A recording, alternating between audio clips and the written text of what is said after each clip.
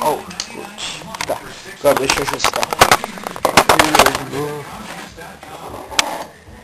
Acho que tá bom pra olhar.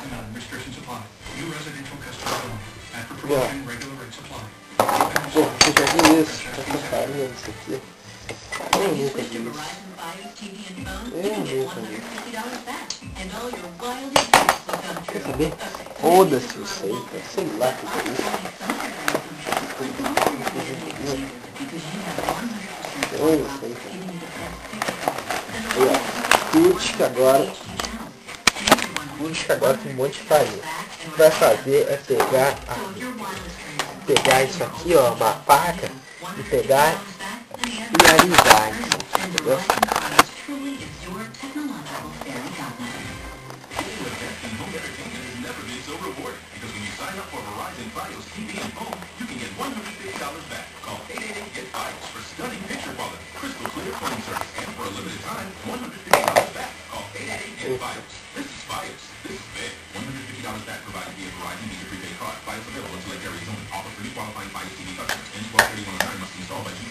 Uma coisa bem bonita. Vamos esse meu amigo de novo, do soco. Vamos tocar agora com farinha.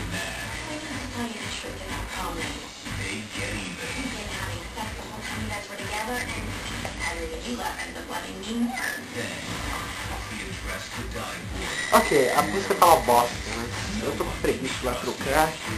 Eu tenho que depois editar qualquer coisa, pular uma música na internet e quero estar tocando. Tá? Aqui minha vida tá muito boa, tô muito bem, tô muito feliz. Quinta-feira vai fazer um mês que eu tô aqui em terra estrangeira. Acho que é quinta.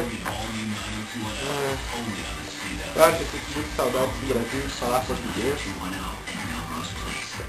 E aqui tem Pentona na MSN. Normalmente eu não falo com ninguém, porque quando eu começo a falar com alguém, eu tenho que sair, gente. Eu nem tenho que sair, né? Eu fiz uma sujeira aqui. Aí é isso. Quer dizer, não porque assim, com o osso mal indicado, nem nada. Eu quero ficar muito bem falando dessas coisas.